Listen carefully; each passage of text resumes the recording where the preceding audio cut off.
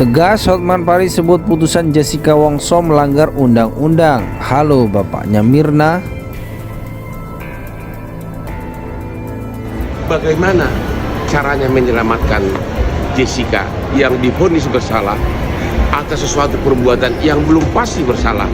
Karena sudah tingkat putusannya sudah PK, sudah tidak bisa dirubah lagi. Putusannya sudah yang tertinggi, sudah tidak bisa lagi dirubah. Caranya adalah, kalau memang pimpinan negeri ini sependapat dengan saya bahwa jangan hukum orang yang belum pasti bersalah, terbukti bersalah. Caranya adalah, satu-satunya adalah, pastikan dulu bakal diampuni. Minta Jessica ajukan gerasi ke Presiden. Tapi tentu dengan catatan di belakang layar sudah ada komitmen akan dikabulkan gerasinya tersebut. Karena apa? Gerasi artinya mengakui perbuatan.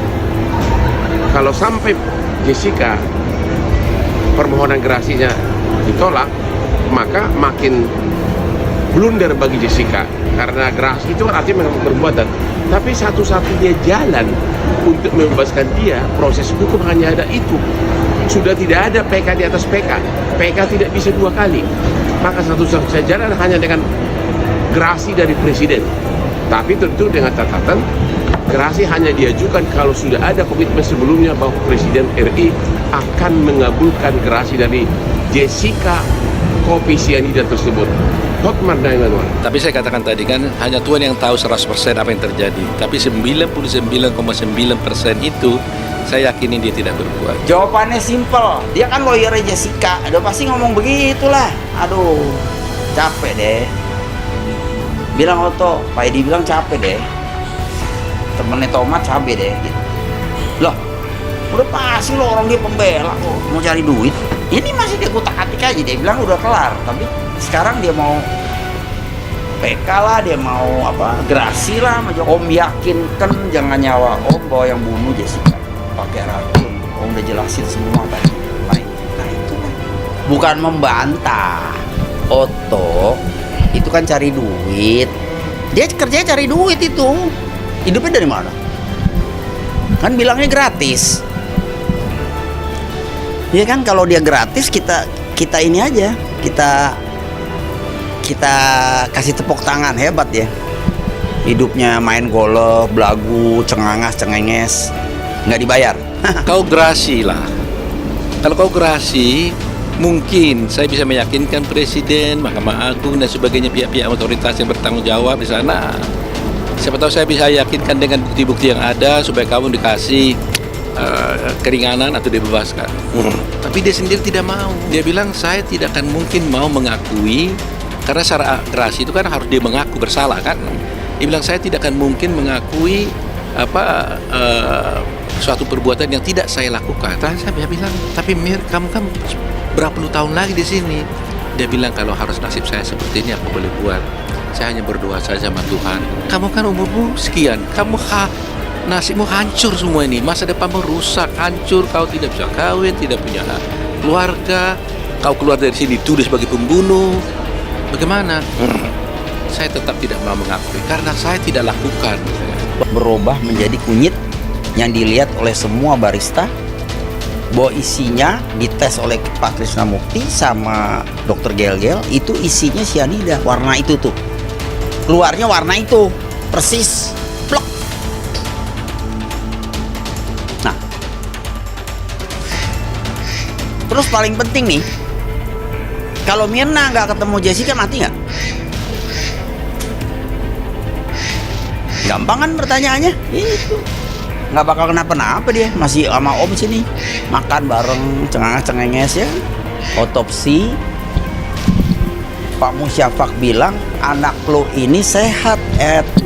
Kita lihat lambung dulu, karena lo bilang kan minum kopi. Kita buka, nggak tahu udah ketemu tuh sianida di lambung Mirna, sampai luka-luka begitu, korosi berat lagi. Dia matilah orang.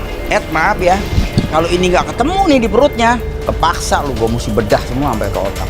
Jadi pagi itu Mirna bangun, ya sekali lagi dia makan apel ya, makan apel, yang apel ini mungkin diperkarakan oleh penasihat hukumnya dalam artian kok apel ada sianidanya. Ya, apel memang ada sianida tapi di bijinya, dan kalau mau mati pun harus makan berapa karung bijinya baru bisa meninggal, karena itu tidak masuk akal menurut saya. Jadi makan apel, terus minum air putih, terus dia minta diantarkan ke kantor. Akhirnya jam 10.30, jam 11-an gitu kita pergi ke kantor, saya nganterin dia. Terus nganterin dia, udah ngedrop, saya bilang saya ada kerjaan di rumah, nanti kalau mau dijemput kasih tahu aja, telepon aku gitu kan.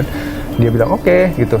Terus nggak berapa lama saya udah nyampe rumah, terus sekitar jam 2-an dia telepon lagi, dia bilang dia mau meeting sama suaminya Sandy, terus sama orang-orang kantornya. Nah, terus dia bilang dia minta jemput kalau misalnya udah selesai. Ya saya bilang oke, nanti dijemput gitu. Ternyata jam 4.30-an gitu dia udah selesai, dianterin sama orang kantornya gitu. Ya udah sekalian aja gitu kan, dianterin ke rumah saya. Udah seperti itu sih. Rumah Mas Arief di Menteng. Di Menteng, berarti ketemu lagi di Menteng baru ke Grand GI, Indonesia. ke Grand Indonesia. Setelah sampai di Grand Indonesia, Mas Ariefnya ninggal, ngedrop doang, atau bagaimana? Jadi waktu di GI saya ada dapat titipan dari adik saya kan, waktu Mirna diantar ke rumah kan saya bilang saya mau ke GI nih, udah pamitan sama orang tua saya sama adik saya. Tuh setelah saya pulang baru nyampe rumah, tiba-tiba dapat telepon yang dari Hani itu, ya telepon yang saya tidak ingin dengar ya waktu itu. Jadi Rif, lu di mana? Lu cepetan balik ke GI, Mirna kejang-kejang mulutnya keluar busa. Ya itu, jadi saya tanya lo maksudnya apa gitu loh, keluar busa gimana? Ya nggak tahu, ini habis minum kopi keluar busa mulutnya. Jessica gitu, tolong dong googlein gitu loh, siapa tahu kita bisa tolong dulu gitu loh. Ini kenapa sih kok mulutnya keluar busa segala macam. Dia sempat minta tisu juga ke saya gitu. Ya, tapi waktu itu dia ngomong ke Jessica karena saya lagi nanya ayah saya rumah sakit terdekat. Terus waktu dia ngomongin kayak gitu, Jessica hanya bilang, oh sorry, handphone gue nggak ada data gitu. Padahal itu kebohongan yang berlapis-lapis yang dia lakukan gitu kan. Kalau nggak ada data, kenapa masih bisa WhatsAppan di rumah sakit? Hotman Paris Hutapea secara tegas menyebut putusan hakim yang dijatuhkan kepada Jessica Wongso dalam kasus pembunuhan terhadap Wayan Mirna Salihin melanggar undang-undang. Dalam unggahan akun Instagramnya terbaru, Hotman pun mengirimkan pesan untuk Presiden Joko Widodo hingga ayah Mirna, Edi Darmawan Salihin tentang pasal 183. Pesan Hotman ke-911 kepada Bapak Presiden Jokowi, kepada masyarakat seluruh Indonesia dan juga kepada bapaknya Mirna agar dibaca pasal 183 Kitab Undang-Undang Hukum Acara Pidana, kata Hotman Paris. Dilihat dari unggahan Instagramnya, Hotman lantas membacakan isi dari pasal 183 tersebut. Adapun dalam pasal tersebut disebutkan bahwa hakim tidak boleh menjatuhkan pidana kepada seseorang kecuali apabila dengan sekurang-kurangnya 2 alat bukti yang sah. Selanjutnya, hakim memperoleh keyakinan bahwa suatu tindak pidana benar-benar terjadi dan bahwa terdakwalah yang bersalah melakukannya. Jadi keyakinan hakim tidak boleh lebih dahulu, harus ada 2 alat bukti yang sah. Dalam kasus Jessica, keyakinan hakim mendahului 2 alat bukti. Keyakinan hakim berdasarkan bukti tidak langsung yang bisa dimultitafsir, kata Hotman Paris menjelaskan. Lebih lanjut, Hotman memberi contoh tentang Jessica Wongso yang menaruh paper bag di atas meja. Menurut Hotman, menaruh paper bag di atas meja tidak bisa menjadi bukti menyembunyikan cyanida agar tidak kelihatan saat dimasukkan ke dalam gelas. Karena semua orang berbeda-beda, salah satu contoh yang paranoid adalah Hotman Paris yang kalau tidak ada orang selalu menyimpan barang belanjaan di atas meja takut dicuri orang lain, katanya. Atas dasar itu, Hotman Paris menyimpulkan bahwa putusan terhadap Jessica Wongso melanggar undang-undang karena tidak berdasarkan satupun alat bukti yang sah. Pasal 183 jelas-jelas dilanggar. Tidak ada video yang menyatakan bahwa yang membuktikan Jessica memasukkan cyanida. Tidak ada video tersebut, kata Hotman. Halo Bapak Mirna kepada masyarakat Indonesia supaya suratin Presiden Jokowi supaya segera diberikan gerasi, ujar Hotman lagi.